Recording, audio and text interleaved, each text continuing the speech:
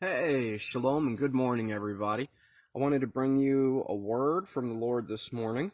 And normally I love to have these full of love and encouragement, but today's lesson is pretty much a warning and a pretty stern warning. So if you want to switch with me over to the book of Obadiah, for most of you who probably don't know or think I'm joking about that being in the Bible, period, it's about this far from the book of Matthew. This is chapter 1. This is going to be verses 12 through 15. Do not gloat over your brother's day, the day of his misfortune, and do not rejoice over the sons of Judah, in the day of their destruction. Yes, do not boast, in the day of their distress. Do not enter the gate of my people in the day of their disaster. Yes, you, do not gloat over their calamity, in the day of their disaster. And do not loot their wealth in the day of their disaster. Do not stand at the fork of the road to cut down their fugitives, and do not imprison their survivors in the day of their disaster. For the day of the Lord draws near on all nations. As you have done, it will be done to you. Your dealings will return on your head. As believers and followers of Yeshua Messiah, it's so important that we don't try to benefit off people's hurt, off of when God is reproving someone.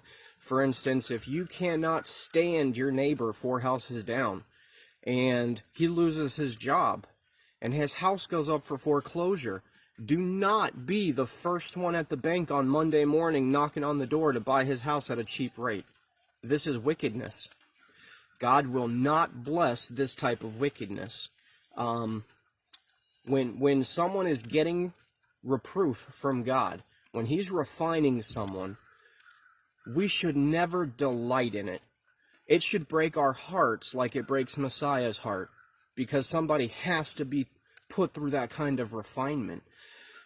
And it's so important that we keep that heart mindset, because we never want to have that turn on to us.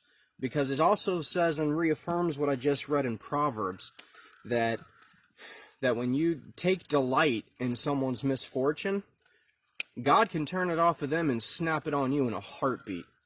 And he's not above that, because there's nothing he hates more than mankind delighting in each other's misfortune. It's wickedness to him, and it's wickedness amongst each other. Like, it doesn't benefit us. I wish I could give you more examples, but I know each of us could probably think of a billion examples on what it is to take delight in someone's reproof, or what it is to take delight in someone's misfortune. These are things we have to constantly check ourselves for. And I want to also point out that this goes beyond our brothers, okay? This goes to our enemies too. We are not to take delight in the misfortunes of our enemies, because just like I said before, God can turn it off of them and put it onto us, and God will put something on us that Ajax can't take off, because we delighted in someone's hurt, because we delighted in someone's pain. And it pains God to watch and have to punish his children, but it pains him even more to watch his other children get a good kick out of it, get a good laugh, or try to benefit from it. So when your brother or your enemy is down, never kick them. Never kick them. Never try to benefit off of them. And especially, don't try to take advantage of them. If you know your brother is hurting financially, trying to pay the bills to keep the heat on for his kids, don't go offer him $100 for his Ferrari, because God will bring something on you Ajax can't take off. Let me tell you what.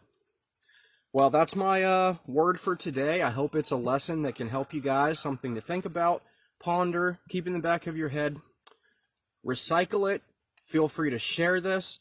I hope that this is a message that many of us believers of the Hebrew faith and the Christian faith circulate, because it's a message that people need to hear.